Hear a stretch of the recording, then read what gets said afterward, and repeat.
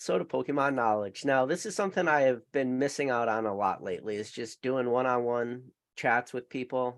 Obviously, I have the podcast, but it's been a while. And one of my favorite people in this entire hobby to talk to is sitting on the screen in front of you, Mr. Nick Old School Pokemon. And I know he's just come back from Denver Collectic, or not Denver, Dallas Collecticon. Now, listen, if you guys do not know Nick's backstory, he's been on other lives in the past. We've gone through all that. Most of you should already know him. There's a link to both his eBay store in the description below this video and a link to his YouTube channel. I recommend you guys checking both those out. But with that said, Nick, how's it been, buddy? How's everything going? And most importantly, how is Dallas Collecticon? Yeah, good to be talking to you again, Peak. Glad to be on the channel with you. But no, things are going good. I'm just getting caught up from Dallas. That was an awesome time. Had some really good sales in Dallas, and then also surprisingly, something that normally doesn't happen too much. I also had some really good buys in Dallas as well. So happy about that. I left the convention with a lot more cards than I went down with. So was hoping to come home with some more cash, but ended up coming home with some more cards. So that'll be good. So did you come home with a lot more like loose card or ungraded cards that you're going to grade yourself, or already graded cards that you just see a little bit of a margin on if you sell on your eBay or something like that? Yeah, so it was mainly I bought base, jungle, fossil, Team Rocket, Gym Heroes, Gym Challenge complete sets in rough condition. Okay. Just kind of at like 65% of market. Someone came at the end of the day looking to sell those. So bought those to sell on eBay, make a little bit, and then someone actually came with a really nice CGC collection. I know how much you love CGC, PK, but it was actually a really nice CGC collection. And so I bought that at like, it was like the person wanted 80%, which was a little bit too much for me. So I ended up paying was just under 75%. So I'll be able to make a little bit of money on that. But that was a graded collection, which I picked up. And then there were also a few, not too many, but a few like single cards that were in gradable condition. A Gold Star Celebi, No, nice. Expedition Charizard Holo, and then some like just first edition Fossil through Gym Challenge Holos that I'll eventually send off to PSA for grading, and hopefully get some 9s and 10s in that submission. Now, did these people come to you to your table to sell these, or for some of those more mintier cards, did you have to walk around looking? No, so I was able to walk around for this event, which was nice. I took the first hour and a half, 2 hours on Sunday to actually walk around and check everything out. I didn't buy anything walking around. It was more so just talking to everyone, looking at cards and all that. Yeah. But everything I bought actually came to the table, which was nice. That is one of the perks about vending is you have people coming up to the table asking you if you want to buy stuff, you want to trade stuff, whatever. And usually there's always some really good trades that happen. Occasionally you'll get some buys that happen as well. This one just so happened that there was a lot of people selling, and they were willing to sell at a price point that actually worked for you.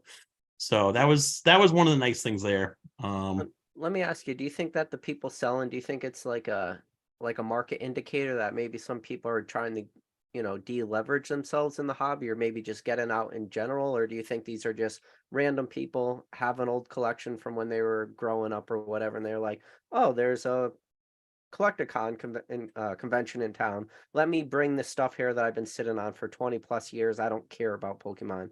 Which one of those do you think it is, or could it be maybe a weird combination of all of them? Yeah, I think it's a combination of all of them. A few small collections that I picked up were definitely people who were local to Dallas. Probably didn't know too much about Pokemon, and just came to the convention with cards that they had found or they had in their collection, and were just looking to sell them. And then the bulk of my buys came from other vendors actually. So up until late afternoon Sunday, I really hadn't bought in too much. Late afternoon Sunday was when I did the bulk of my buying. And it was more so just people who were either walking around trying to sell the stuff the whole weekend, or other vendors who didn't want to go home with as many cards. So I was able to scoop up some of those deals and hopefully make a little bit of money on them. I know I want to say it was in your podcast or in one video I heard you talking that you were going to bring a little bit more sealed product with you than you have maybe recently in the past. Did you bring sealed product, and were you able to move it at like decent volumes? Because that's Yeah, probably not so something you want to go back home with, right? Because that's just bulky stuff. exactly. So Orlando, I brought a bunch of modern sealed packs with me, and I did really well with them. So I told everyone in the PokeFlips podcast that I was going to plan to bring a lot more sealed product with me, and hopefully sell a lot more as well in Dallas. I did bring a lot more than what I had brought in Orlando, but unfortunately, sales for that stuff were not nearly as good in Dallas as they were Orlando. I think the reason behind that is because for Dallas, we were like way in the back, whereas Orlando, we were right up front. So I think by the time everyone got back to our section, they had already bought all the modern packs that they wanted to. So hopefully, I'm going to try it again for Long Beach, which hopefully will be right towards the front again, and see if I'm able to sell a bunch there. But it's so tricky knowing what people are going to want versus not want. Unfortunately, in Dallas, I did have to ship a ton of modern sealed home. Dan, Catch 'em All Collectibles, actually brought a bunch of modern sealed as well, and he actually sold it to me before going back home himself, because he did not want to ship it home himself. So you wound up even buying more. Oh yeah. That's funny, man. But speaking of modern sealed product, I know I sent you the link earlier today when we were texting back and forth, but those Silver Tempest Build and Battle boxes on GameStop today were $19 or $20. That was a good deal, man. You get 12 packs per Build and Battle Stadium. That breaks out to be like $1.60 per pack for Silver Tempest. So if you buy 3 of those, that's 36 packs. That's the same as the same equivalent of packs for a booster box, 36, and $63 after taxes because shipping's free. I was like, okay, $63 for 36 Silver Tempest packs. Count me in, man. I went on it. What about you? Did you end up buying any, or are you just like too much? I did not buy any. Just because there's been a lot of collection boxes lately that have had Silver Tempest packs in them. So I have a good amount of them right now. But anyone who doesn't have any or doesn't have many and wants to get into modern, that was a absurdly good deal. $20 is I forget exactly what we pay for Build and Battle stadiums. I want to say it's like $35 is what I pay through distribution. So to get it for $20 is absolutely absurd. That is a really good cost basis. Yeah. Ray Q said my mic's a little low, so I'll try to talk a little bit closer to it for you.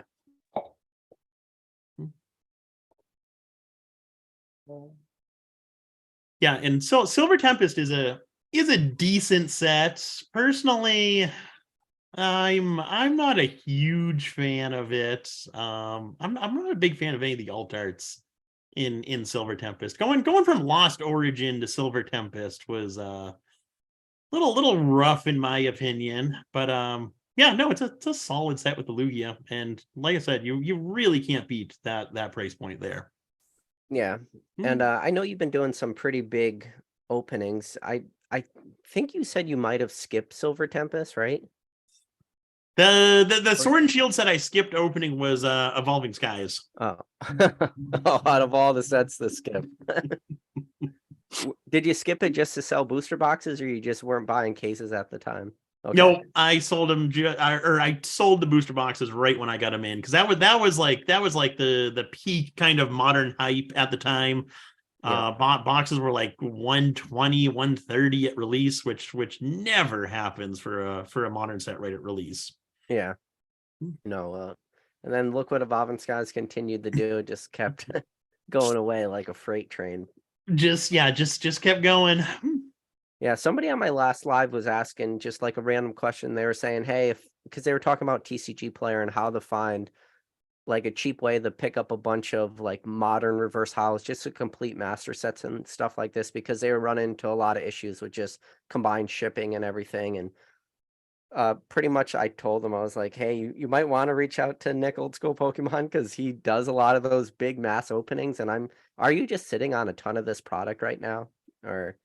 No, I Okay. sell through it relatively quickly. Like right now, Scarlet and Violet. I opened 42 booster boxes, which was a little bit less than I normally open, just because it was such a bad set. But all of my hit cards are sold. All of my complete, I had 50 complete like hollow, uncommon, and common sets. All of those have sold. I believe I had 15 complete reverse hollow sets. All of those are sold. So at this point, all I have is just random reverse hollows and uncommon trainers. The common and uncommon character cards, I used to sell those on TCG Player. I've since stopped selling on TCG Player, so I just add all those cards after building the complete sets. All of those cards just get added into a bulk box to do something with eventually. A lot of people are trolling you right now in the live chat saying this guy old school Pokemon's pretty knowledgeable on Pokemon. Maybe he should make a YouTube channel. Let me ask you, when you're down at Denver Collector or not Denver, I keep saying Denver. Oh my God. When you're down at Dallas Collecticon, how many people said to you, you need to make more YouTube content?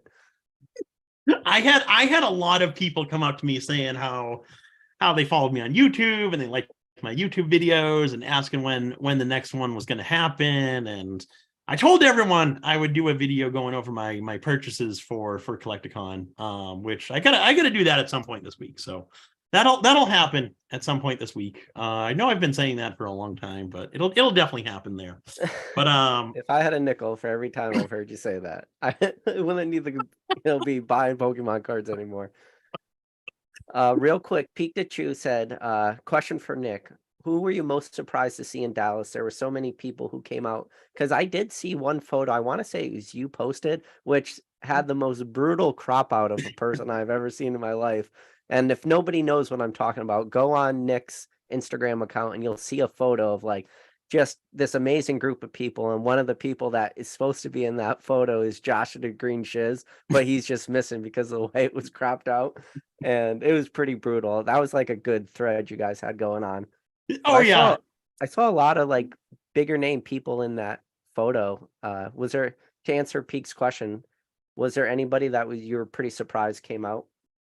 um, I loved seeing everyone who came there. For me, if I had to pick one person, it would definitely have been Charlie. Charlie Herlocker, Charlie Collects on Instagram. Just because he's one that I regularly talk to and one that I rarely ever see. The last time I saw him was actually Charlotte last year, so about a year ago now. He's one who keeps busy. He has a family, so he's really not able to make it out to any events. But when he does, it's always awesome to see him. So he actually made it out to Dallas for Friday and Saturday.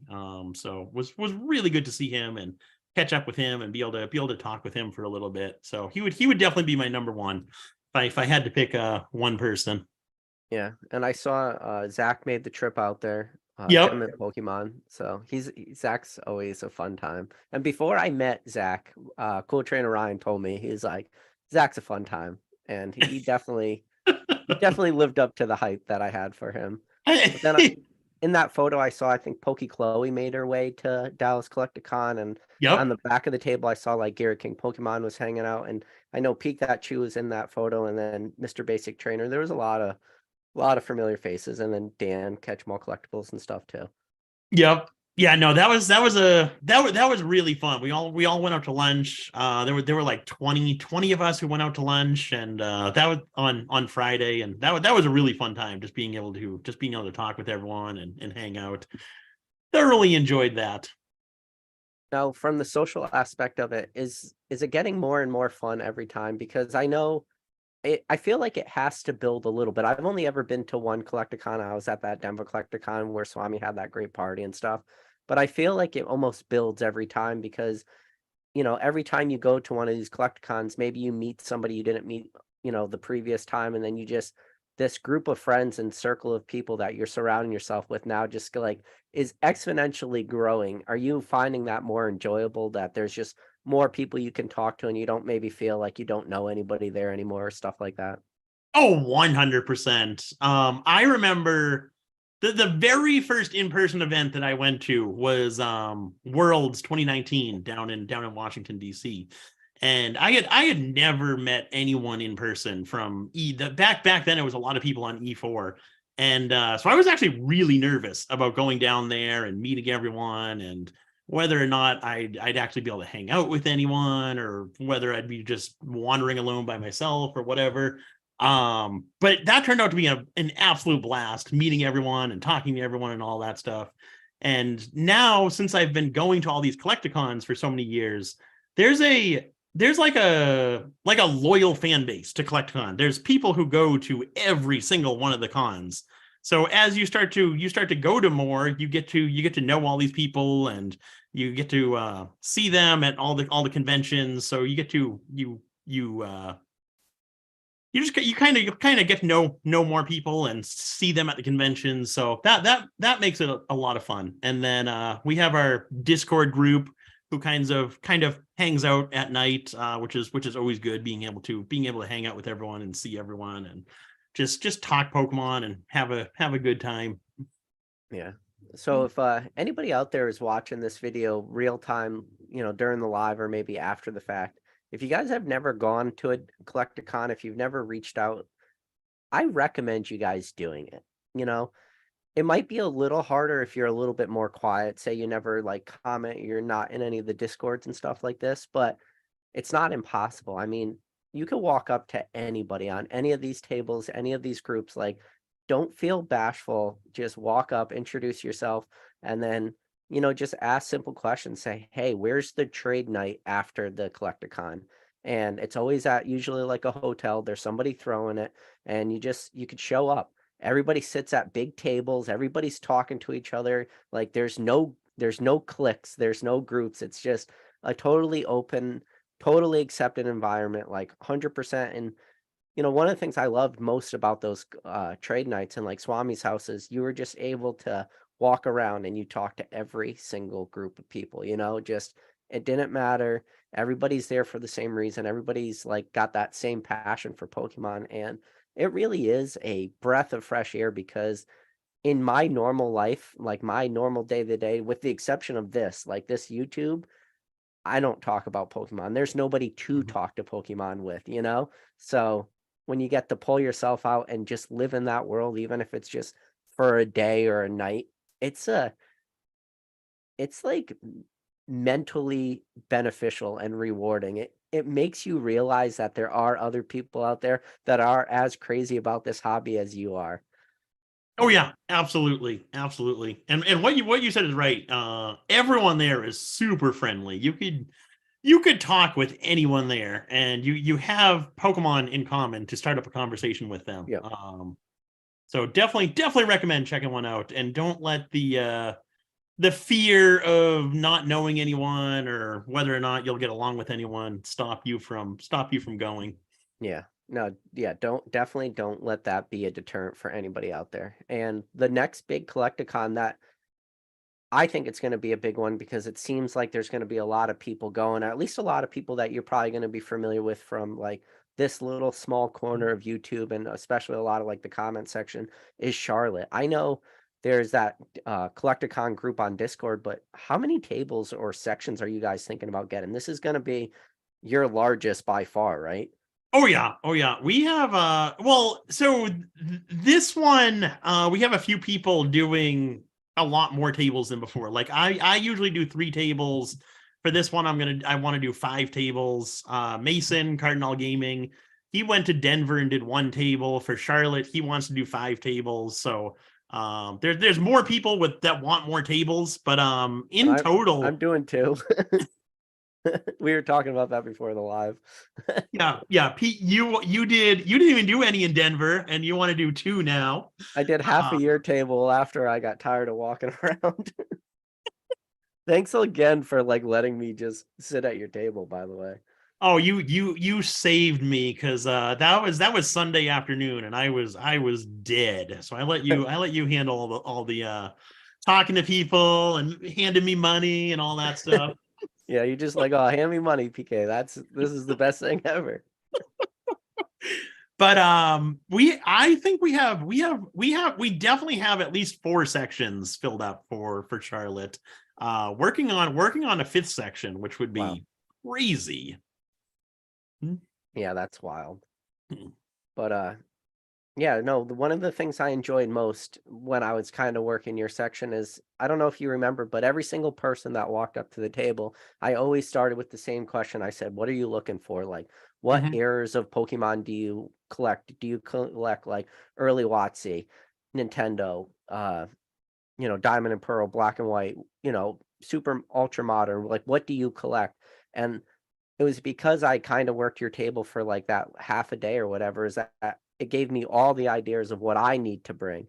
And I was watching what was selling and what people were liking. And the most common answer I got from people were, every girl that came up to the table all gave me the same answer. And they said, I collect cute Pokemon.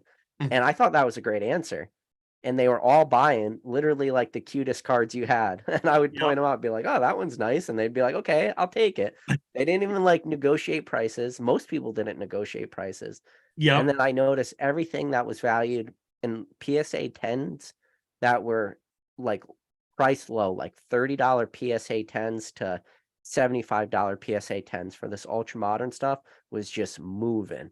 And it was like you couldn't even keep that stuff in stock as long as it was a cheap 10, and it wasn't super high end, but like VMAXs and stuff. And I was like, bro, if you can move $40 PSA 10 VMAXs all day, like you can make, I mean, profit wise, margin wise, you're doing great, So no, it was interesting to see what moves. And then obviously you have those one-offs where people bring like the super high-end cards and they do get that big sale, or do something like you where somebody walks up with a sealed Japanese, what was it? Japanese Jungle? No, Team Rocket, right? Nope, you got it right, Jungle. Yeah, somebody walked up with a Japanese Jungle box. And if anybody out there doesn't know, Japanese Jungle boxes are 60 packs. It's not 36 packs, but still 16 packs. I think you bought it for like 17 grand or something, right? Oh, it was what was it? I want to say I think it was like 7,500. Oh, sorry. I'm what did I say? 17 grand. Yeah, 7,500. But then you instantly sold it. Like within 20 minutes, you just picked up your phone. You made one phone call. That person walked up to your table and just bought that booster box. The amount of money you made in just the quickest amount of time. It wasn't even an hour, So that was a pretty impressive feat to watch you do that. Yeah, that was a nice one right there. That was definitely nice. I enjoyed that one. But another funny thing that happened is in Dallas, I had one whole display case full of near mint to excellent condition WotC hollows, anything from the base set 1 up to so base through Team Rocket were the majority, and then I had maybe 10 15 cards from each set, Gym Heroes through Neo Destiny, and then very few e-reader hollows. So We're one whole like case full of all those 7-8 cards. contenders, like that near mint range. Yep. So one whole case full of all that stuff, and then I had another whole case filled with modern alt arts, because previously, before Dallas, I had bought an alt art collection off of someone, all 135 alt arts from the original XY ones all the way through Silver Tempest. And the alt arts sold so well in Dallas. I sold through that entire case, and I maybe sold 5 of my WotC hollows during in that same time frame. So it really is unbelievable. Yeah. At least for like raw stuff, how much better Modern does for me compared to WotC. Yep. And that, yeah, when I was at your table, that's a lot of the stuff I plan to bring is just all the modern stuff I've been grading. And Yeah. I've been having it in the back of my head, like Collecticon. So I've been just tucking away cards on occasion that I don't think like are worth it to really sell on eBay right now because, for some of this modern stuff I've been grading, even though I'm getting tens, it's like, $39.99 with free shipping. And I'm like, do I want to do that on eBay? And do I just want to like sell this card for $35 in person cash and just walk away and be happy at the end of the day? So I have a lot of those cards. That's a lot of the cards I'm sitting around, like the ones that there's still a little bit of margin left on there, but it's not flashy, Yeah. Definitely would rather get that cash. Yeah. Makes sense. A lot of those like near mint binder copies of a lot of this WotC stuff. Do you think that's people doing these master sets or what? Yeah, I think that was probably about half of my sales. People working on binder sets of base, jungle, fossil, whatever.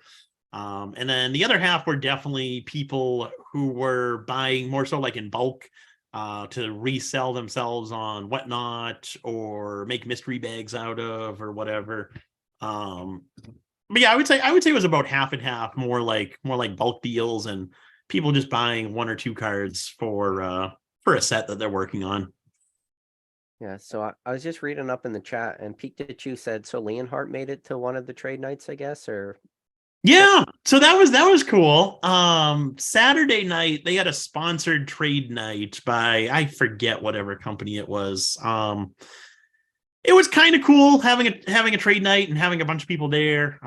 Unfortunately, it was like a conference where they had like a panel talking about NFTs and all this stupid stuff the entire time. So everyone had to like talk over them talking, which was I wish they just made it where they got rid of that whole panel, whatever it was, because not a single person was listening to them talk. It was just obnoxious noise. so But I never heard of that at any of these. Was that like a first time thing?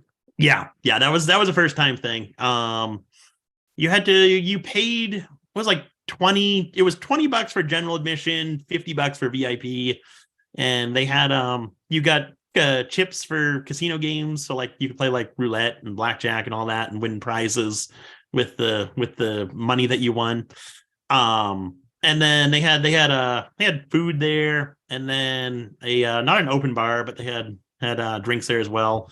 And they had this panel with these people talking about whatever their business does. But so yeah, that was the first time they did something like that. Normally it's just your typical trade night where it's just kind of a gathering at one of the hotel lobbies. So hopefully they'll improve that for the next ones that they do. Get rid of that whole panel thing. So what was your favorite of all the nights? Because Friday you go in, you're happy to see everybody. It's that first night, but then in the back of your mind, Saturday is just looming right around the corner, and then you say, okay, you go hard Friday night, then you suffer through it on Saturday, and you say, okay, I'm going to take it easy Saturday night, and then you don't, and then you go hard Saturday night, No. and then Sunday morning comes around, and you're just like, oh boy, what have I done for the 12th Collecticon in a row? Yeah, that's a tough one actually. I thoroughly enjoyed both nights, Friday and Saturday. We hung out with the same group both nights, so we did get to see Leonhardt the Saturday night. He was at that sponsored trade night, so got to talk with him for a couple of minutes, which was really nice. He actually came up to me and said hi to me. I hadn't seen him there yet, so that was cool that he actually remembered me. Definitely wasn't expecting that. Yeah, No, that's pretty wild. Yeah, it's funny because the first event I ever went to, just like you said, the first event you ever went to was Worlds in 2019. The first event I ever went to was the Leonhardt pop-up shop in February of 2021. And Mm-hmm. I went there, and it was again like that, super weird. I wasn't sure if I was gonna really know anyone. I met up with Basic Trainer and Rock Pokemon. Like, we had scheduled it because I knew Basic Trainer. He was one of the mods of my channel, but I only knew him like in passing. He had been on a couple of my lives in the past, and same thing with Rock Pokemon. So getting to meet those guys for the first time in person, like it's a pretty trippy feel. And standing in line was the first time I ever met Rusty, TCA Game, and first time I ever met Gem Mint was there. Nate was there, Trainer F, Mm-hmm. and then that was the first time I met Josh, the old card shop too. Josh came up, introduced himself to me, and then we bullshitted, and me and Josh have a great relationship now as friends. So, you sometimes friendships have to start somewheres, and it's just a matter of like where and when, and it's pretty cool though. Yeah, no, exactly. And speaking of fun things and fun friend things to do, when it comes to Charlotte, me and you are going to be carpooling down together.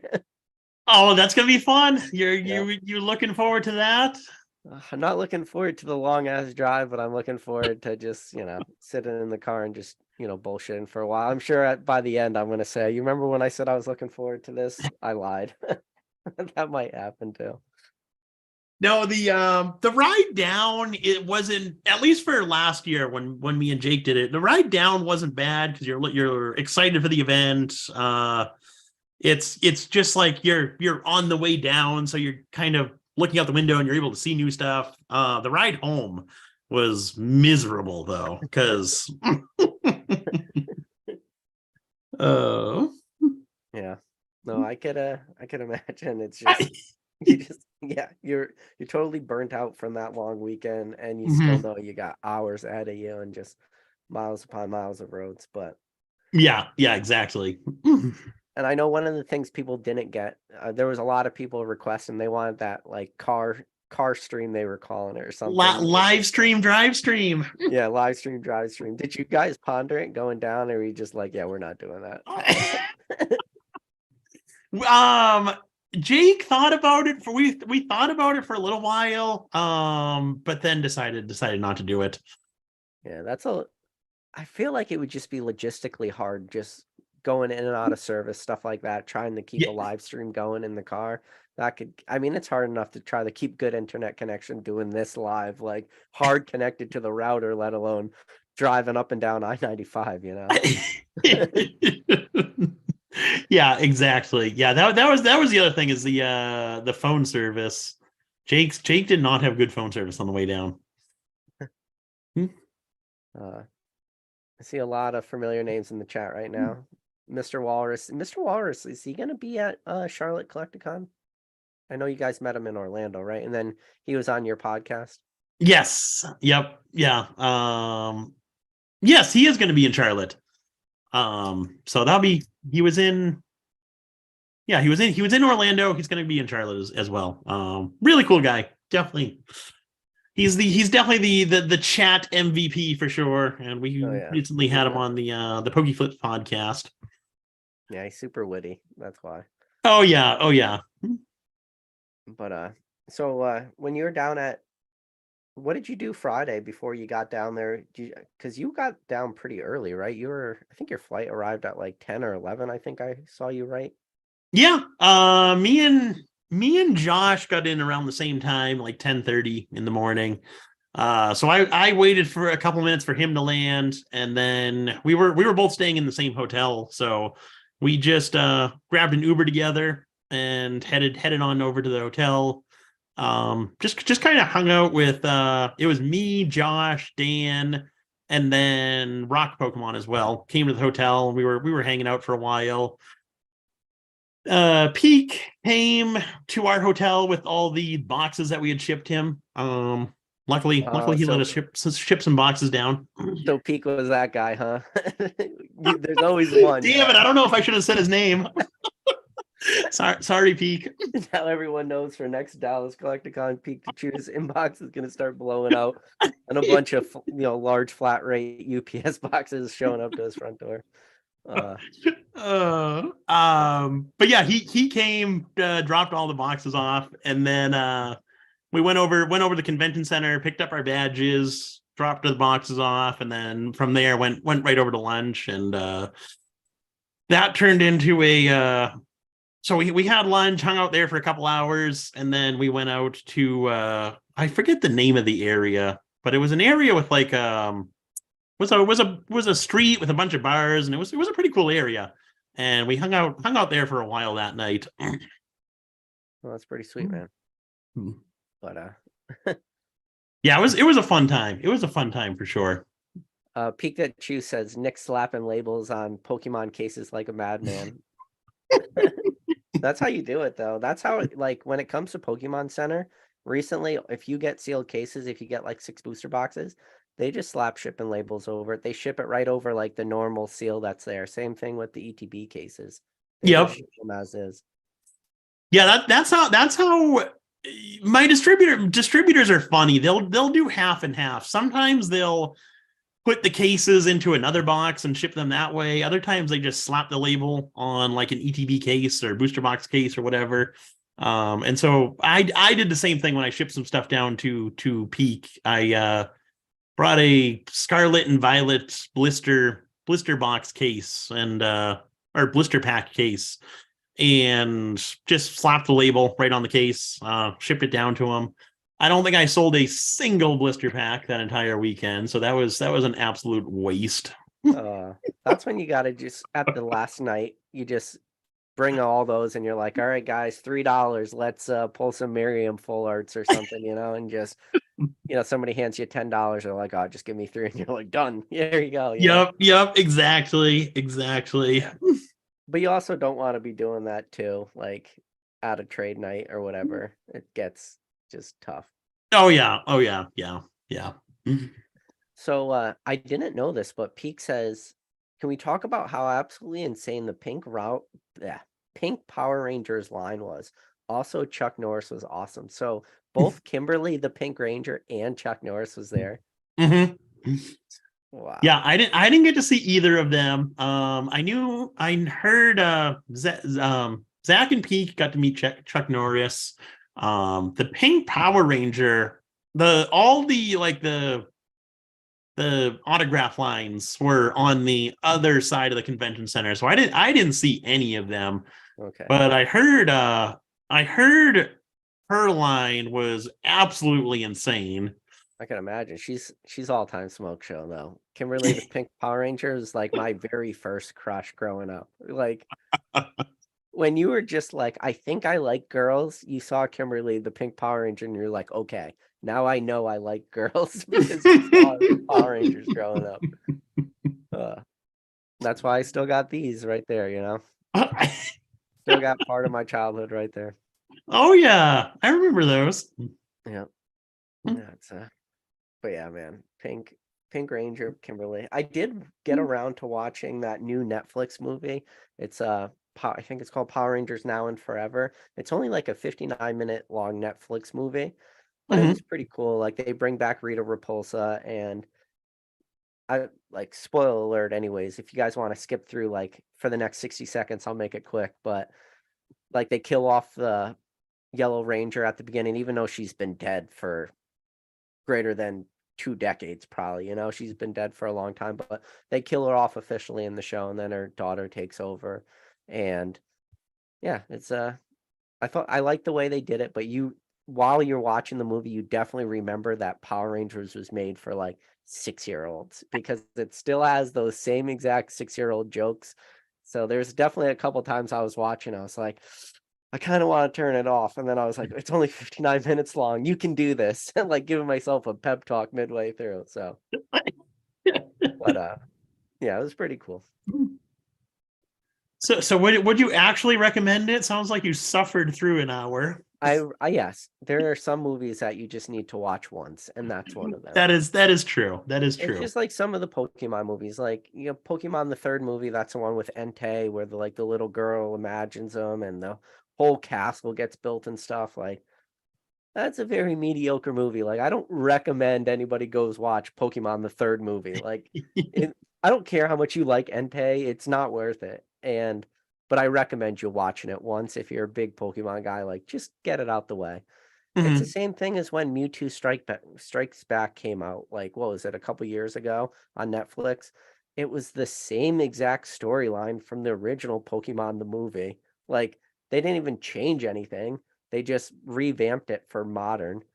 It wasn't good, but you gotta watch it once. Watch it That is once, true. pull the Band-Aid off, and you know what you had. Oh yeah, exactly. But Did you watch the Ken Golden thing on no, Netflix? not yet. Oh Have you watched it? man. I did. I watched that because it's only 6 episodes. They're each like a half hour. So I watched that one night when it first came out, and it's definitely worth a watch. I would definitely recommend it. Do you get like the snake oil salesman type vibes from it? Because Ken Golden always had the snake oil salesman vibes to him, even going back to like the QVC days and stuff like that. So Oh yeah, you definitely get that. He does come off as someone who is completely just full of himself. So pretty much exactly how people picture him is how he comes off in the show too. so when you were at Dallas, did you talk to Gary King Pokemon? Because he would have been a great guy to ask if he watched that documentary, because Gary and him were friends. I mean, when you look at some of the populations of some of these cards, especially like uh those Neo binders and stuff like this, it was like because of those guys that they destroyed populations of a car for greater than 2 decades, or the CD promo stuff like that. Oh yeah, yep. No, I should have asked him. I didn't even think about that. But yeah, he was at the lunch on Friday, so I got to talk with him for half hour or so, which was awesome. But I never actually asked him about the show. I'm gonna have to message him and see what he thought of that. Because Gary has firsthand knowledge on who Ken Golden really is. Yeah, exactly. How's Gary doing though? He's doing well. He's lost some weight, which is good to see. So he's Yeah, I doing saw good that. with his diet. But he didn't have his walker when he came to lunch, which was good to see as well. Yeah.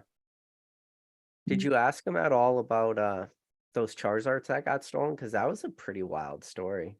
That was. That was at Denver when we were there. Yeah, yep. And the crazy thing is I don't know if you remember, but on Sunday I did a live stream at the event. I walked around, I like had a little microphone, and I was just talking to people. And one of the people I talked to during that live, right when I walked through the door, was Gary King Pokemon. And he was just saying like such nice things about all the people that were there, but he must have already knew those cards were stolen by that point.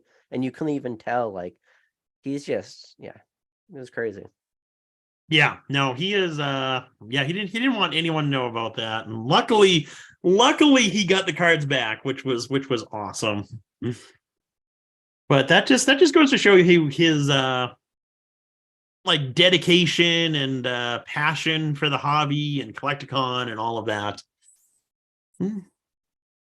Peak That Chew said Chuck Norris said his favorite Chuck Norris joke is the one about or one about how his bearskin rug is actually a bear frozen in fear. When were Chuck Norris jokes big? I want to say like when I was in middle school. There was a couple of Chuck Norris jokes always like stood out to me. One of them was Chuck Norris's tears cure cancer, but Yeah. ironically Chuck Norris never cries. Or there's the one where Chuck Norris doesn't do push-ups, the world pushes down. Like some pretty ridiculous comments. But Yeah, I want to say that was probably middle school, maybe early high school for me. yeah. But my number one favorite Chuck Norris joke is Superman and the Flash had a big argument. They were saying who's the fastest. So they said, we're going to race to the end of the universe and back. Do you know who won? Chuck Norris. That's my favorite Chuck Norris joke. Oh As man. corny as they get, though. Yes, definitely. Definitely. See, we got your co-host, your podcast co-host, Mr. Dan Catch'em-all Collectibles in the chat. Oh yes, oh yes. He wanted to make sure that I brought up what I opened in Dallas. So I actually opened a Neo Rev pack, first edition Neo Rev heavy pack in Dallas, which was leading up to it was super exciting. When I actually opened it, not so much, because I pulled a Jumpluff holo. That's that's arguably the worst holo in all of Neo Rev. That is 100% the worst holo in Neo Rev. Yeah, it's probably the worst. But you could always remember, like, going into it, you're like, there could be a Magikarp, there could be a Gyarados in this pack. That's what you're thinking. Yep. Yeah, I was hoping for the Gyarados. Did not quite happen. Got the Jumpluff, and it's not even a 10, it's a 9. So I know part of your personal pack collection. We'll talk about this because you've been doing some pretty crazy Instagram stories, but one of your personal pack collection items, I know you have a heavy Neo Rev pack, but it's not just a heavy Neo Rev pack. It's like a disgustingly heavy Neo Rev pack, as if there's got to be extra cards in there or something. And I was there when you bought it, because the person you bought it from was actually a friend of mine. But and I checked the pack over a couple times. When he told me the weight of it, I was like, I think this is resale. But I checked it. It looked good. But you know what pack I'm talking about, obviously, right? Yep, exactly. I still have it. Yeah, it's you don't see them often. But it's not quite like a double stuff pack. It's like 1.5 times the amount of cards. But it is noticeably thicker than a normal pack. I think he had the weights written down on the back of the packs, and when I was kind of fanning through them, you could tell with just kind of like the feel that it was thicker than the other packs. So that made me immediately interested in that one. And then the weight of it was like super, super heavy. Yeah. So I had to add that one into my collection. I have another one from the jungle set that's truly like it's gotta be like 22 cards, because it is really thick. But yeah, I haven't seen too many like error WotC packs like that. Yeah, they almost never come up, at least like that. I mean, they do happen on almost never though. But Yeah. You always, in the back of your head, you're always like, what's gonna be in this pack? And more likely than not, it's gonna be all just extra commons. But you like to always think that this could be that one pack, not just nothing but shining Gyarados is in it. Yeah, that would be nice. Exactly. Yeah, I've thought about that, specifically the jungle pack. What if it's like a crazy where you get just all no symbol holos or something like absolutely insane like that. Yeah, but again, it's probably most likely just a bunch of extra uncommon. Oh yeah, definitely just a bunch of extra commons, maybe one extra uncommon. Brad G Card said that Jumpluff easily worth 1.5k, opened by the hands of old school Pokemon itself. Gotta be. I gotta make my money back somehow on it. Luckily, it came from Pokemon Radar, who actually bought a good bit of stuff off of me. And so it was part trade with the pack, and then he also gave me some cash on top of it. So at least I didn't have to shell out money for the pack. So that was kind of nice right there. Yeah, I saw John opened up a few packs when he was down there, and one of the packs John opened up, Pokemon Radar, was a heavy first edition pack, and ended up pulling the worst possible holo you could pull. There was some brutal luck with the Poliwrath, but what are you gonna do? That was tough. Yeah, my jump flop wasn't nearly as bad as his Poliwrath from first base. Yeah. Were you there for that pack open? I was not. No, I don't know. I don't know when he. It must have been Friday night. But no, I wasn't there for that one. Yeah, I think he opened a few packs. I want to say he opened the Neo Rev pack, but I don't remember what he pulled. Yeah, he did. He did first base, Neo Rev, and Neo Genesis.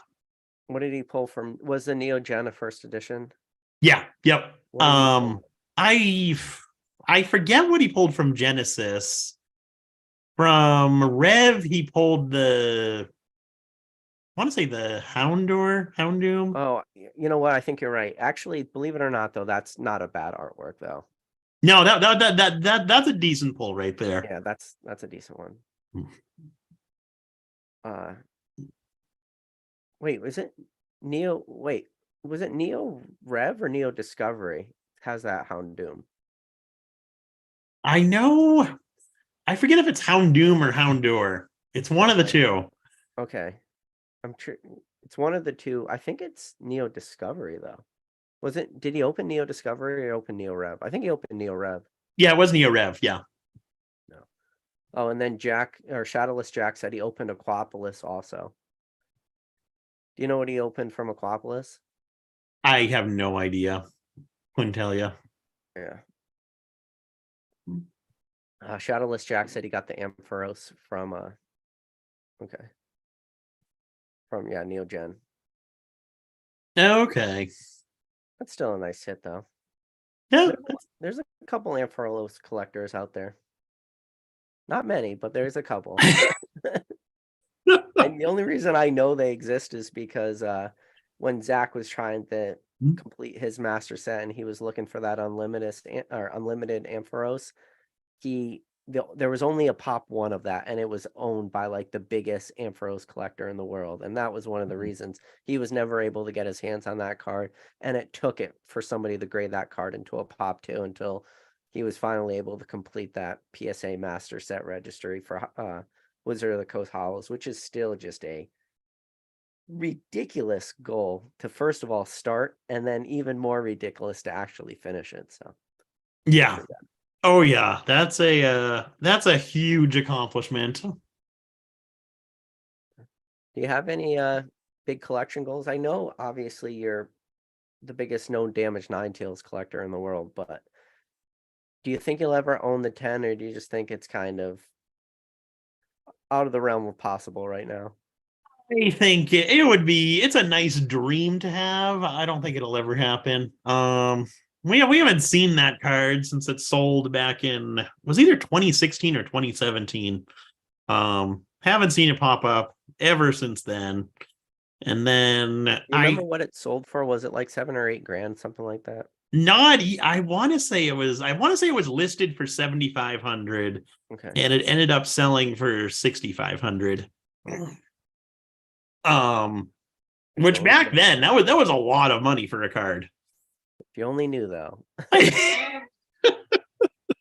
Exactly. But no, I think it would be I would definitely go after it. I think it would be Rusty, TCA Gaming, or Gem Mint who end up getting it, because they both have deeper pockets than I do. Yeah. But one personal collection item that I did get in Dallas was, you might have seen it on Instagram. Jeremy Swolepoke posted a CGC 85 inverted stamp Dragonite promo that he was looking to sell, and I actually picked that up off of him in Dallas. I've always wanted one of those cards, just because that was the Dragonite promo was the one that I got when I went to go to the movies and actually see the movie. Yep, that card right there. Such a good artwork. So what he's talking about is the inverted ones. The stamp is down here. So it's like the card ran through the machine like this by accident.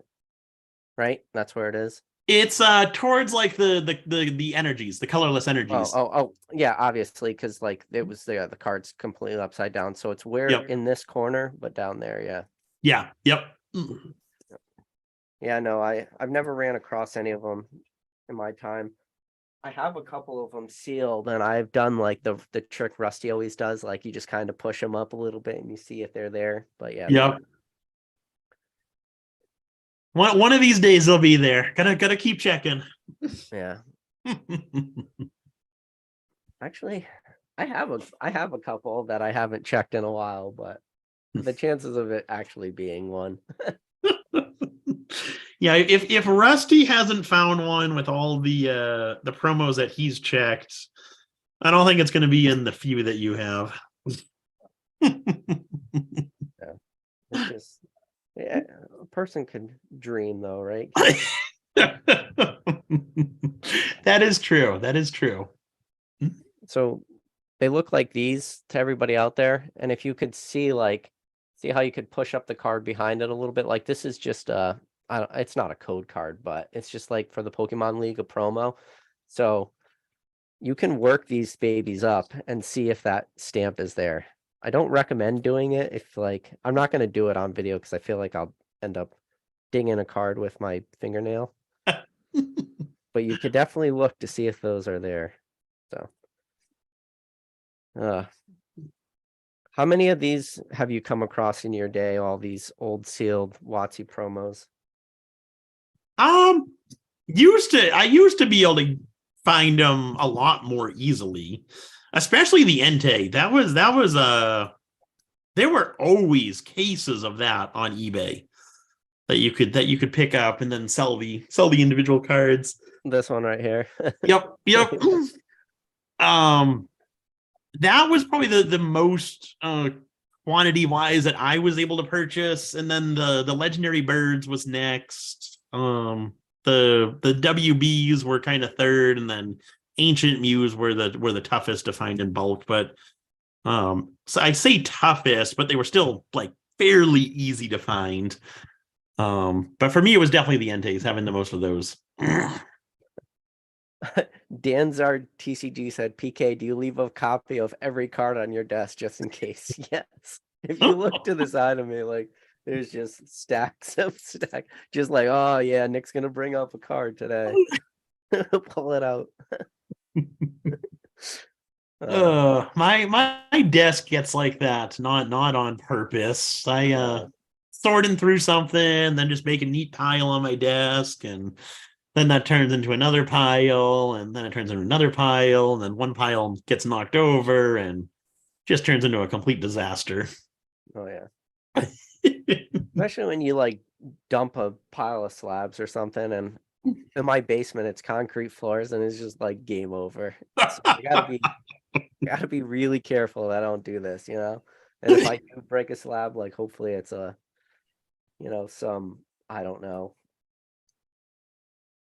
like old maid card or something, you know, like that's what you want to drop. You don't want to drop something crazy. Yes, exactly. Something nobody cares about. Dan's giving you shit. He says you said Entei correctly. It only took like 10, 12 years. Yeah. No, I used to always call it Entney. How did I now I don't know. Entney? Yeah, Entney. Entney. I went a solid 10, 12 years calling it that. Yeah. So I can't even still say it. Suicune, Suicune. I don't know. Can't do it. That was always number one. And then Arceus. I can say Arceus now, but I used to say Arceus. How did I used to say it? Arcus, something like that. I never said it as Arceus. So that took me a long time to do. That's like I was just watching a short that Danny Phantom did about I call it Zacian, but he was saying Zacian. like the new Crown Zenith collection box that came out. So maybe I just mispronounce every single Pokemon. Wait. Oh, now I can't even. Zacian and Zamazenta. Yeah, that's how you say it, right? I've always said Zacian. No. Oh my God. Yeah, no. Zacian. I can't even do it. Why are you making this so hard? Zacian. Oh my God. What the hell just happened? I can't even. I've said it in a million different lives. Wait, Zacian and Zamazenta. Yeah, that's right. No, everyone else is wrong. I'm right. Yeah, and Raikou too. Raikou. I don't even know. Or it's the same as Rayquaza. Some people say Rayquaza, some people say Rayquaza. Yeah, but I always say Rayquaza. Yeah, I'm a Rayquaza person. Rayquaza, yeah. Yeah. Raikou is saying Zay, she, Anne. Anne.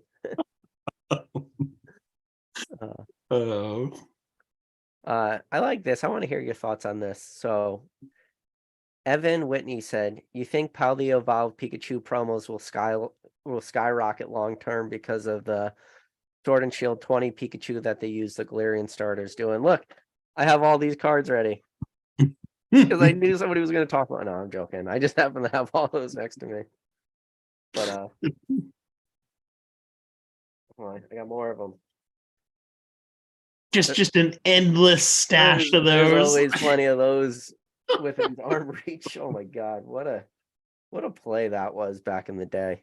There's not really a play anymore. But how do you think those Paldea Evolved promos are going to do? That card being in English, especially the Pokemon Center ones with the stamp. Have you put any thought into it? I think they're going to be very hot right out of the gate, like it is with every modern card. I know I ordered a lot more ETBs. Normally I only get 20, 30, maybe 40 ETBs for a standard set, where you have booster boxes. But for Paldea Evolved, since that's going to be our promo in the ETBs, I'm hoping to get a whole bunch of those ETBs and basically break them down, look at the promos, anything that would grade 9, hopefully 10, send off to PSA for grading, and make that play, as I'm sure a lot of other people are doing.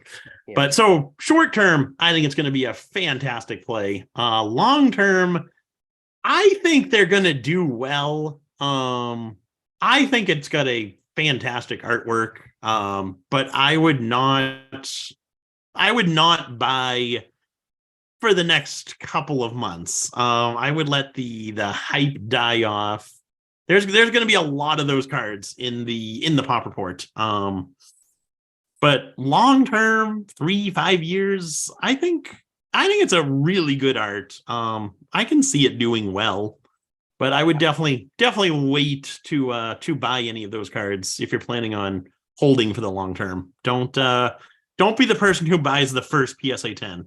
Wait until pricing hits the bottom when there's 10,000 in the pop report. I'll give you a card as an example that I think it will play out very similar to Charizard V promo from Champion's Path. I think that's a very good promo. That's a card that's gonna, in a PSA 10, is always gonna be worth something. I don't know what something is, but always be worth something. It'll probably always be worth cost of grading plus raw price at a minimum. Yep. And I think that a card like that Paldea Evolved card, will probably always be worth cost of grading plus raw price at a minimum. And especially, one of the reasons I really like that card was it was very similar to like the Sword and Shield 001 promo. It was in the Sword and Shield figure collection. It was the same style artwork. It just had the Gen 8 starters on it opposed to the Gen 9. Yep. That card's doing fantastic right now. Mm-hmm. And it's actually, that one card has brought up that entire collection box too. So yeah, even the stained glass birds. Oh yeah, yep. That card's still doing pretty strong in a PSA 10. Yeah. 50, $60 for that one. Oh yeah, there's just some promos that they're never gonna probably go crazy in the future, but they'll always just be worth something. Yeah, exactly. So we have a question I haven't seen people ask in a while. Super Saiyan TCG. Already know what he collects, but he said, "You guys collect anything other than Pokemon? What about you?" Oh, well, I know you do collect some stuff. You collect coins, and that was because you have a decent collection. Yep. Yeah, so that was the first thing that I started out collecting was coins. My dad used to run a coin shop, and so growing up as a kid, I would help him out every single weekend. And so that kind of got me into coins. Would start with like the like statehood quarters. I'm sure a lot of people had the map with all the punch outs where you could put the quarter of each state. So I started out with stuff like that, and then kind of fell down the rabbit hole of collecting coins. So I do that. That was my kind of first collectible that I got into. And got out of it recently. Just been busy and focused on Pokemon, but slowly starting to get back into coins because I do enjoy that, and it's kind of a nice break from Pokemon. I Yeah, know it's tough to say that you need breaks from Pokemon sometimes, but it's definitely true. yeah, But especially you who are full-time Pokemon. yeah, exactly. Uh, But speaking yeah, of for being me it's the coins and then Pokemon. speaking of being full-time Pokemon, I know you recently got that card sorter in. How's that working for you? Is it been worth it? Because I know you got to pay like a subscription you were saying to use it and stuff. Is it still worth it? Oh yeah, 100%. I could use it more than what I do use it for, especially now that I'm off of TCG Player. I don't use it constantly, but for when new sets come out and I want to sort through cards to build those complete sets, it eliminates all of that work that I have to do myself, sorting all the cards. So afterwards, I'm just putting the sets together. So it saves me time, which is so nice not having to do that myself. And then random collections that I've bought in over the years, I'll just throw all the modern bulk cards into boxes and forget about them. So now I'm able to actually kind of process those collections and say I want to hold on to any card that's worth 50 cents or a dollar, according to TCG Player, so it can sort cards out that way, which is coming in handy. I've been liking that feature as well. But yeah, it was 2,500, I believe, maybe 3,000, I forget now. But 2,500, 3,000 for the actual machine, and then I'm paying 20 bucks a month to keep everything updated. So it Worth it is though? it is expensive, but it's a lot cheaper than the Roka that Mason has. That one's on a whole other level. I feel like for you, you would almost be like therapeutic in a way for you to do both. Because I know you have your own systems, and you've talked about this on the past in other lives. You said one of the reasons you can never have like employees just because of like your OCD would take over of how you sort cards and you do all that stuff. So, Yeah, that is very true. I like everything done a very specific way. how many eBay orders did you come home to? Because I remember you had said previously that you haven't been shutting down your eBay store when you're gone. So, how many orders were there? So I don't shut my eBay store down completely, like preventing people to purchase stuff, but I do like that banner where it says this seller's away until such and such a date. There may be a delay in processing orders. So with that banner, sales do drastically decrease. So I left Friday morning and I came home Monday afternoon. And today I shipped out 160 orders, which is a little bit slower than what I would have had if I left everything opened. But it was still a lot of stuff to ship out after getting home from Dallas. Yeah. How long does it take you to like pull and ship 160 orders, would you say, ballpark? It usually takes me, maybe I could do 40, 45 cards per hour, somewhere in that range. So what is that? 4, 8, 12, 16, 5 hours. Not bad, man. I get overwhelmed sometimes when I get like 10 orders and I'm just like, oh no, my life, my life is over. Hope I don't send the wrong card to somebody. So the fact that you're able to do 160 is just preposterous to me. I think I would like crawl in a ball and just cry a little bit. But then I look at somebody like, what Z&G Emporium's doing, him and Cam, and I know they just hired that new guy, and you think about just thousands of orders, and you see like all the streams where they're just opening product and they're placing all the cards, stuff like this. And I Yep. think about every time I get a PSA sub back, like, don't get me wrong, you're always excited to get your PSA grades back because you get to look at what they are and you're like, oh, okay, that's exciting. But when the FedEx guy drops off that box at your house and you open it up and you put them all on the table, you're just like, here we go. Like, not looking forward to this at all. So, yeah, I don't know how those guys do it too. Yeah, they're doing a lot of volume. That would be that's tough right there. Yeah. And I've talked to James just a little bit in private, just like kind of more in passing, and just one of the things he keeps mentioning is they just don't want to get overwhelmed. So I think James is doing his very best to like not to just he's just pulling back. He's not putting his foot on the gas. Let's just put it that way. Because I think there's a lot of options James has. If he ever wanted to open up floodgates, he could definitely open floodgates and instantly bury those guys in Mm-hmm. an ocean of slabs. Oh yeah. Oh yeah. I think he knows what he's doing. And I think a lot of the reason, and he's mentioned it on a lot of lives, is from like the graded gem fiasco and all that stuff. Yeah, that definitely helped him learn how to kind of manage things and do things better than Graded Gem did. So I think he's doing a good job so far, and hopefully he keeps it up and people keep sending stuff away his way to keep that going.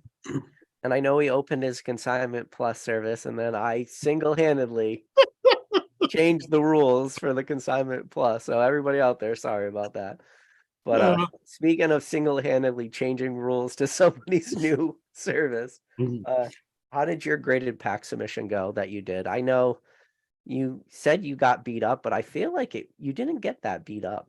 Oh, I feel like I got absolutely destroyed. Really?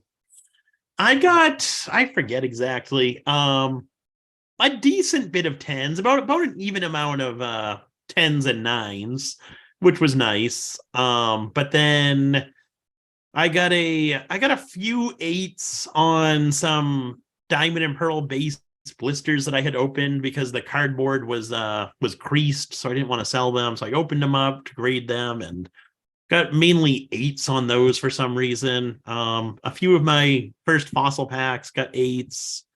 And then I had an entire Evolutions booster box it was a minty booster box that I had held on to from one of my cases from back in the day. And I opened that box and submitted all the packs, and every single one of those packs came back a PSA 7. Oh. There was 2 or 3 that came back 8s. I didn't get a single 9 or 10 on those packs. So I do not understand at all how PSA grades packs. That'll always be a mystery to me. Were you able to sell through all those though? The low grades I haven't even listed yet. The 9s and 10s I have listed them. They're selling decently well. They are selling slowly. I think I need to update pricing because I haven't sold any in a couple of weeks at this point. So I feel like someone's undercut me by this point. But yeah, they are selling decently. The ones that I am selling are selling for insane margins. But I don't know if I'll ever do another modern pack submission again. We'll see how mine goes though, because I'll be really curious to see how yours do. my whole thought process was stonk on 10s, break even on 8s. Mm-hmm. So if I could do that and not put any money up front, I feel like I could ride this golden goose right to the finish line. So we'll see. Because when I looked at like grading packs myself, I'm like, that's a lot of money to put up front. Yeah. Like for a lot of work on the back end. And then the way I looked at it by sending them to James, instead of looking at it as $30 per pack grade, and I just looked at it as $35 per pack for grading, because a lot of these packs are going to sell for less than that $100 threshold. So I just already like added that $5 to all of it. And I was like, all right, if I'm all into these $5, $4 packs of modern cards for $35 plus the $4 for the pack, how hard is it for me to get $40 back Yep. Yep. at auction? And I'm like, I feel pretty good about getting $40 back on PSA 8s and 9s. So, but then I looked at what the 10s are selling for, and the 10s are, sometimes cracking above like $100. I'm like, this could be a play. And I looked at it real hard and I said, the cards and the packs I'll probably make the least amount of like percentage gains on is going to be vintage packs. Yeah, exactly. I'm not going to do good. So I don't want to send vintage packs. I sent a couple just because I was afraid if it bombed, at least like the value of those packs will at least be enough to, cover grading. But the way I looked at it was, okay, if I break even on 8s and I send enough of these, I'll make enough like money on the back end for all these 10s that these $2, $1, $4, $5 packs are going to do very well. So I'm actually like pretty hopeful for that play. We're just going to see how it plays out. It could either be the biggest, crush, but James knows I'm good for it. So if I owe money, I'll PayPal him within the minute. He could just, as quick as he could email me, I'll send him all the money I owe him. But honestly, that's not a worry of mine. I'm not worried about that. Yeah, no. I'll be really curious to see how that goes. I think I'm 50-50. I think you could do really, really well with that. But I also think there's a chance you could do really, really bad with that. There's no in between. You're not no in between, right? Well. It's go big or go home. And I tell you right now, if it goes good, I'll fucking let everyone know, and I'll rub it in everybody's faces. Because I always talk about it all the time. I'm like, I don't know why there's people out there buying some of this shit, and like that's gonna be one of those examples. Like, who's buying this stuff on the back end? But you know what? Yeah, Catch 'em all collectibles. He just put it right. He said, "Risk it for the biscuit," right? Yep. Yeah, that'll be that's gonna be a fun one to see. Yeah, it'll be fun. And but one of the things about pack rating too is it takes forever for those things to get graded and just go through like the whatever QA QC and just get mailed back to you, and then the slabbing process. Yeah, it takes forever, and then you have no idea what to look at for grading. There is no rhyme or reason into what gets a PSA 10 versus a PSA 7. They both look exactly the same to me. Yeah. So my previous pack grading experience for Modern, I only graded 8 packs of cards. I graded 4 Evolving Skies and 4 Cosmic Eclipse, and I managed to sell those 8 cards for $680+ through Z&G Emporium, and three of the 8 hit 10s. So that is, so you got lucky. Yeah, did I though? Because I feel like that's probably like the percentage I'm looking at is like, 3 out of 8. So round up, let's say for 10 cards, that's about a 40% 10 rate.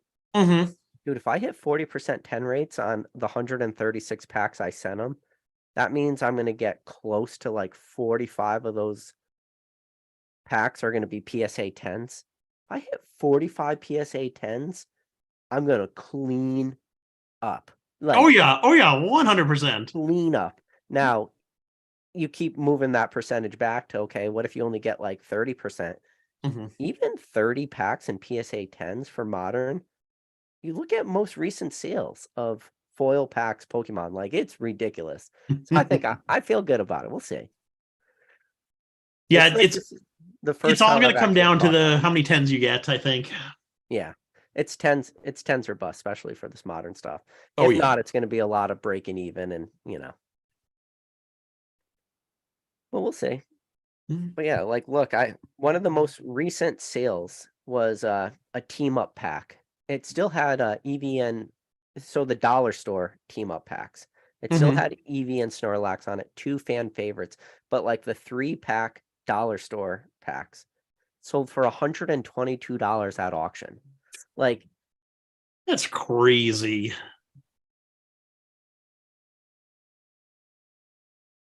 like I could still do that for a long time. Like this is Unified Minds, but you know, Oh, these are the packs that just fell out on the ground, but I'll still grade. But like a Mewtwo and Mew from yeah. Unified Minds dollar store pack cost me $1, literally at the dollar store.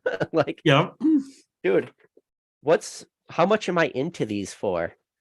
Yeah, And exactly.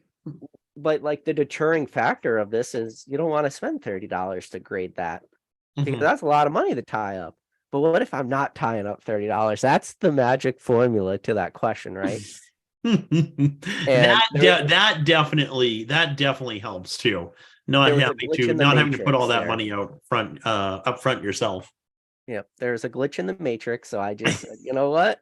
I'm taking the red pill. Come on, Morpheus, give it to me. And he's like, PK, you sure you want this red pill? I said, Morpheus, give me the fucking pill. I'm taking it right now. And he's like, okay, down the rabbit hole you go, buddy. Oh. But yeah, we'll see how it plays out, man. Yeah, it'll be I'm curious to see that return video there. I can't wait till we start seeing all those TK graded packs coming through the auction videos. My fear too is they're gonna flood the market too, because I graded all kinds of stuff like Silver Tempest packs and stuff. I was just like, Lugia artwork. I had a couple what is it, Brilliant Stars? I think I had 8 Charizard artworks, and I was like, all 8 of them just get sent. Didn't matter. Yep. I sent a couple like real questionable packs too, like some but I tried to send only like art sets of them. One of them I sent was like Rebel Clash, and I'm like, ew. Exactly. But I was like, but maybe I just need 2 people out there that are like, oh, this is finally somebody graded an art set of Rebel Clash. Like, let me buy it. And I only need 2 people. I don't know who those 2 people are, but I do believe those 2 people exist. There's 7 billion people on this planet. I need 2 of them. That's all you need right there. That's all you need. Just need some person going after a graded pack collection. Yeah. But like, this is the funny thing about these Unified Mind packs is there's some good artworks there, like this one, but like, well, I don't know. So Deoxys and Espeon, that's good. That's a good one. That's a good one. Darkrai with the Umbreon. Mm-hmm. And then the Garantina with the Garchomp. Like, that's iffy. Yeah, that's probably what the one I sent the most of, because I just like grabbed a pile of them, didn't really look through them.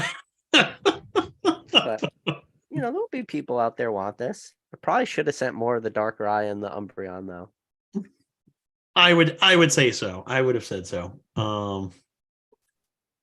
Yeah. So no, some of those sample packs are actually hard to find. Early Sun and Moon, and then anything in the X and Y, or late, or once you get into the XY, those are kind of getting tough to find. Yeah, so I also sent a Noble Victory sample pack, and a Black and White base sample pack was in that collection, or part of it that I sent. Okay. So I did send a bunch of sample packs. We'll see. Well, hopefully you knock it out of the park there. I'm rooting for you. Yeah.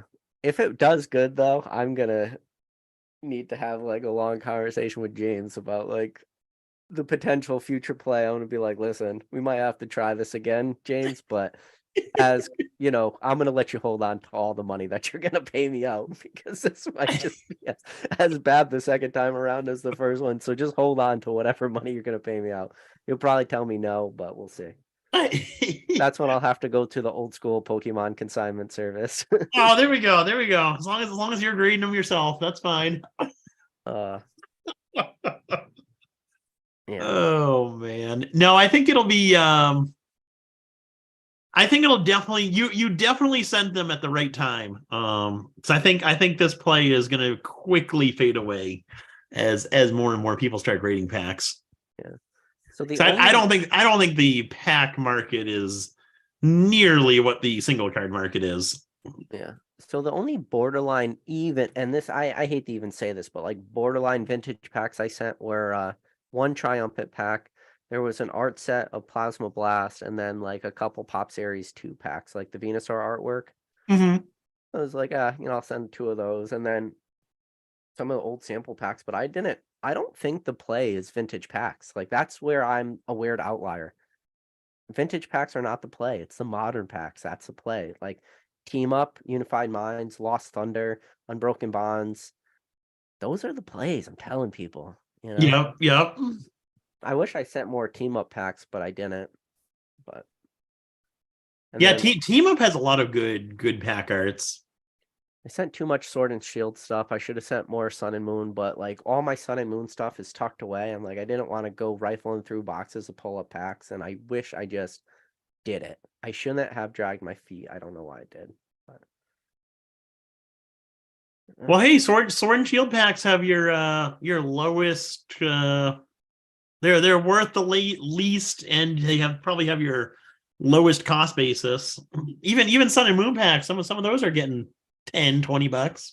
well, yeah. I mean, with the exception of some of the vintage stuff, not a single one of those packs am I into that pack for greater than $4. Even the like Sun and Moon stuff. Not I don't buy Sun and Moon packs like on the secondary market. So really my cost basis on all this stuff is $4 a pack. Now I know that does get tricky when you start to like look at what a team up pack sells for now today. It's probably like $20 to $25 for that pack raw. Mm-hmm. So that could be where maybe I could lose out on is if I just sold that pack raw. But I'm not in the market of selling raw packs too. So Yeah. uh Peak That Chew said, get off this graded pack train. He said, question for Nick. What do you recommend for steps to get in a volume similar to yours? What do you focus on that really helped you grow to what you are today?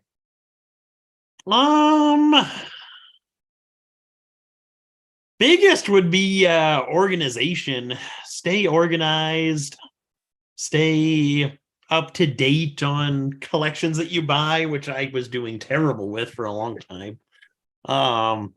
And just got buried in stuff, which is not fun. So avoid that. But organization is definitely the biggest thing. And to have, even for like regular eBay sellers, organization is huge. And then having systems in place, like knowing how you're going to package certain orders. So that way, if you have a one or two card order, you know you're going to pack it this way. If you have a multiple card order, you know you're going to pack it another way. So that way you're not wasting any time. Once you pull all the cards from your inventory, you're able to pack them easily and then get them ready to be shipped out easily. Because that's something that you don't want to spend a ton of time packing orders. So the least amount of time you can spend doing that, the better off you're going to be.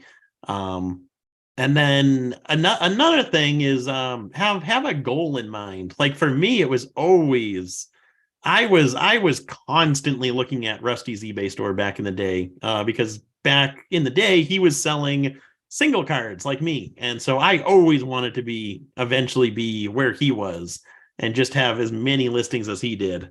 So that was kind of my always my goal. I stepped back from that a little bit with TCG Player, but hopefully now that I'm off of TCG Player, get back up there with the eBay listings at some point. Yeah. Real quick, also part of my graded pack submission, which I think is going to be the secret sauce, is I sent 10 celebrations packs out of the 136 packs. 10 of them were celebrations. Those would do well as 10s, I think. I think they would do well. Oh yeah. And like, just look at, if you guys get a chance, you guys aren't going to beat me to market at this point. Definitely at bulk. Like these things have been out for 2 months, so like this isn't a secret, but it'll be interesting to watch that play out. That will be for sure.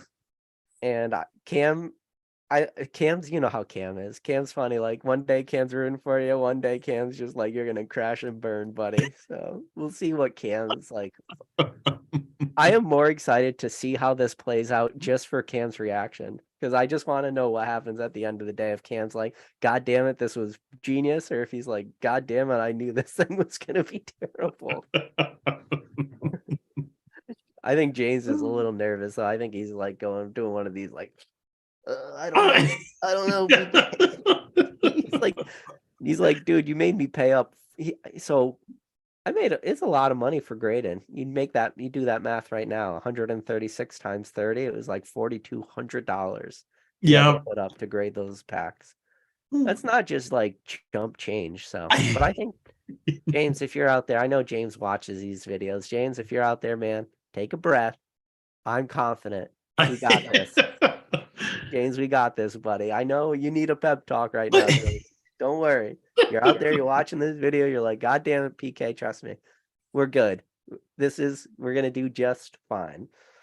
And if anything, he's gonna do super well, because for most of those packs, he's gonna make his $5 commission too. So he's gonna do even better. So James, you got nothing to worry about. You're gonna make money doing your $5 surcharge. I'm gonna make my money selling PSA 9s and 10s for $70, $80. And we're just gonna sail into the sunset. That's all. There we go. There we go. Go buy some island and just live off of the money that you got from selling these packs. It's gonna be a real small island. Like if I take a big stone and throw it in the water and try standing on it before the tide comes in. Real quick, Data said, "Love these podcasts. We appreciate what you both have done for the community." Now, is this the same is this the same Pokidata who runs Pokidata.com? I believe so. Oh, dude. Well, Pokidata, man, I appreciate the super chat. I appreciate what you do for the community too. If you guys haven't had a chance, check out Pokidata.com, especially if you're looking for like PSA pop reports and stuff like this. He does a really huge thing for this community. So, and the update they just updated their website and it looks so much better than the old website. The old website was nice because of all the data that they give you, a lot of good data, but the new website I think looks a million times better. Oh, look at this, Nick. You were just talking about the man himself, Mr. TCA Gaming. We got a TCA Gaming raid coming in. Oh, well, thank you for the raid, Rusty, and welcome TCA Raiders. Yeah, Rusty. Nick was just saying how when he first started his eBay store, like your eBay store, Rusty, was the one that he was comparing his to. And do you remember what was Rusty's store up to? Was it 10,000 listings or something? It was some ridiculous number, right? Yeah, he was up there. He was 8,000-9,000 listings, I believe. Yeah, that's crazy, Rusty. Rusty, let us know in the chat if you're still watching. How many was the high or the most amount of items you ever had on your eBay at one time? And for him to be doing that bulk route, he was doing the bulk route way before a lot of other people. Oh yeah, for sure. Yeah, I know he was breaking down. Was it mainly XY he was breaking down? I know he was just grinding singles for a long time, man. Yeah, that was definitely the peak, I think. Wow. So yeah, so TCA Gaming said 10,000 individual items at one point was his high on his eBay page. That is grinding, good sir. So what are you at? So in comparison, what are you at for raw items on your eBay store right now? If Rusty's high was 10K. My best was like 4,000, and then I started TCG Player, and so I ended all of those listings. Right now I'm at like 2,500. Okay. So like a quarter of the way there. Yeah. I feel like when he stopped doing, I don't even know what it's a good question to ask Rusty one day, but I don't even know what he does with his bulk nowadays. I feel like Rusty, you've been to his house. Does he just like stack it away in 5-row boxes and just like, one day I'll get to this? I'm sure there's boxes that he'll find in 10 years down the line. Oh, I forgot I had this. Yeah. Rusty was saying he did every set was all the singles, reverse singles, and play sets up to rarity. Oh, so he was doing play sets too. So that 10,000 listings, a lot of those were 4-card playsets, which is just that much more amazing. Oh yeah. No, that's how you become TCA gaming, ladies and gentlemen out there. You gotta learn to crawl before you could walk, until you could run, until you could sprint at crazy speeds. That is true. TCA Gaming said, "Y'all have a good, great night. I gotta join my wife. Maybe I'll see you in a few months." Yes, Rusty, you will definitely be seeing me at Charlotte in a couple months. I look forward to that, buddy. But have a good night, man. Enjoy the time with the wife and kids. Pariah Pokemon West Bragg said, "PK will never get to Rusty's level, but we can still try." LL. Yep, exactly. Yeah, we could try. Oh. So let me ask you a question, because I think this is a question that gets brought up by a lot of people pretty often. Is they always say, is some of this stuff repeatable? Like, the milestone, maybe not like certain milestones, but like people building up their eBay businesses or building up their personal collections. And a lot of people talk about like, well, it was good timing for these people because of when they got in. Do you think it is possible today to still like grow your business and grow your collections to be the next TCA Gaming? Meaning, is there potentially some 20-year-old out there watching one of these lives who will become the next TCA Gaming in the future? Do you think that's possible? I do think it's possible. I think it would be both a lot harder because of how many more people are trying to sell stuff, how expensive stuff is, and then also a lot easier because of how many more people are in the hobby. Back when me, Rusty, and a bunch of other people were starting out, sure, things were dirt cheap, but on the flip side of that, there was also the buyer pool was also a lot smaller back then. So you wouldn't sell nearly as much as you would today. But then on the flip side of that, today your buyer pool is absolutely massive, but cards are also a lot more expensive. There's a lot more people chasing after these collections. So there's still definitely opportunities out there where you can buy a collection and make really good margins, but those collections are becoming fewer and farther between. Where now it's mainly those collections where you buy at 60-70% and make that 20-30% margin, which is still really good. But it is always nice to have those like absolute home run collections that you make a ton of money off of. Yeah. I do think it's still possible. And I think people they don't understand that a lot of the work that was involved is, like we just mentioned, like Rusty had 10,000 listings. Those 10,000 listings were not all Charizard first editions. Yeah. There was a ton of grinding to get to the point where he's at today. And as long as people are willing to do that and they're not going to be like bashful or shy away from the actual grinding of Pokemon, and I feel like that happens way too much, is people just like, how do I get rich in this hobby? And it's like, there's no secret recipe of just getting super rich. And everyone just thinks there was all this luck and stuff. Like, no, there was a little bit of luck definitely involved. Like, nobody's going to sit here and deny that. But there was also a lot of hard work that went in. And if people aren't willing to do the hard work, like, it's going to be an uphill battle. And I say this all the time. If you don't love Pokemon, if you don't truly, truly love Pokemon, then to get this deep into the hobby might not be like the greatest decision you're making. If you want to just be a passive collector or whatever, like, this hobby's huge for the passive person. But if you want to like grow a business and become the next Rusty TCA Gaming, it's a grind. Put it that way. But if you're willing to do it, you're willing to put that hard work in, man, you could be something crazy in the future. Yeah, that's the biggest thing, is you gotta be willing to put in the work. You're not going to be able to start from zero and build up all the connections and have money to purchase every single collection overnight. You're gonna have to start off small, buying those $100-$200 collections, breaking them down, selling them that way, and then kind of just growing from there.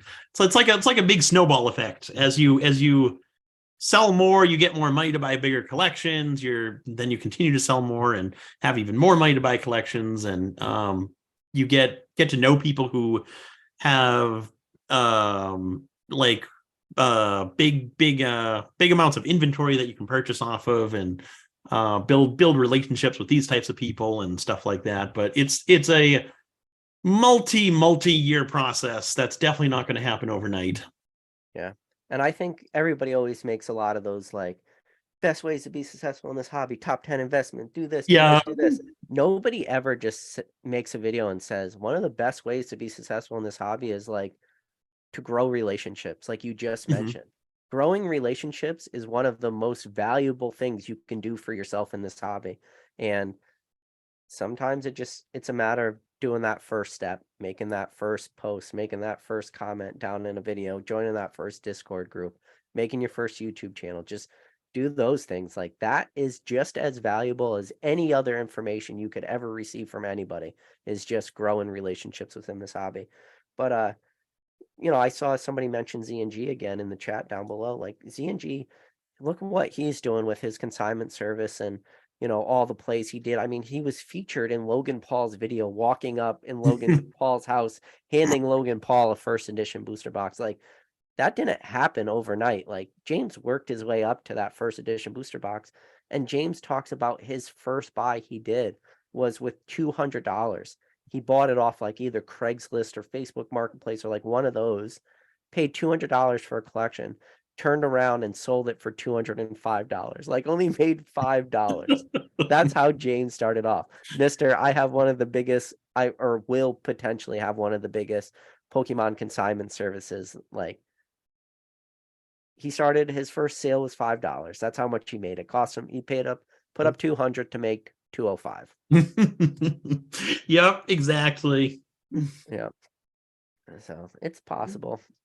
And it's just grinding. But James did it. He grinded, and then, there was some luck along the ways, but he talks about source and stuff, and he got, before he started doing this, he was doing his pack opening and, doing all his big grade and play stuff, and then he got roped in with the graded gem guys. And I don't know how history is like gonna look down on that, or is like, was that a good thing he did, or was that a bad thing he did? Like, I don't know if the whole graded gem thing maybe like stagnated his growth a little bit, because his YouTube channel was popping off at the time. I know his subscribers were growing a lot. Like he's talked about this, like just his eBay affiliate link and stuff like that was doing really good. And I think that he had to pull back from a lot of that stuff in order to do graded gem. But that might also be a double-edged sword, because that could have been a super beneficial thing to him, because he saw all the problems with graded gem and all like bringing in way too many cards. And he might have learned from all that and said, you know what? I learned what not to do. So no matter what I lost out on by having to do graded gem and getting backed up, at least I could learn from that and never make those mistakes again. And like we mentioned earlier, he is throttling back on how fast he could grow his ZNG consignment service. So, yeah, and another thing with that is there are definitely some downsides to graded gem, like the YouTube thing.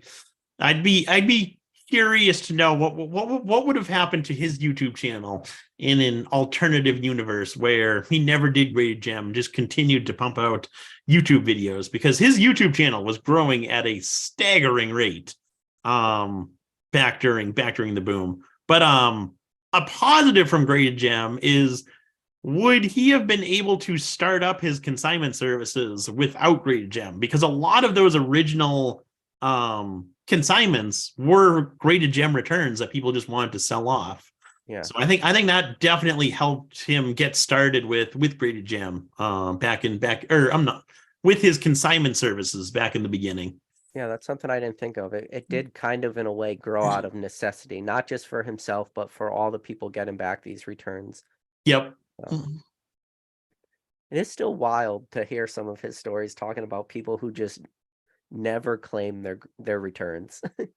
Yeah, that does not make any sense to me whatsoever. Because the people who haven't claimed their returns, those are the people who spent like no, I don't know what it was, $9 per card for grading. So Yeah, you $8 or would think they would have still been able to sell them for at least a little bit of a profit. Oh yeah, I mean, there's very, very few PSA graded cards that float sub $8. So yeah, I mean, what's the worst that happens, you know? But it was funny. I think he mentioned in one of his lives or maybe it was on one of your lives that he talked about it, but uh, like the graded gem uh European guys like pretty much said because there were so many of these submissions that weren't being returned. They're like, listen, we're just going to take these cards and sell them at auction because they had to pay those upfront grading fees. And then Mhm. when James finally sent that email, he actually finally got a couple response emails when he finally told people, like, listen, we're going to sell your cards because we need these graded costs. And then that was when people were like, oh, yeah, I guess my emails does magically work after all these years. And it was kind of funny. Yeah, funny how people can magically respond when you say you're gonna get rid of their cards if they don't answer you. Yeah.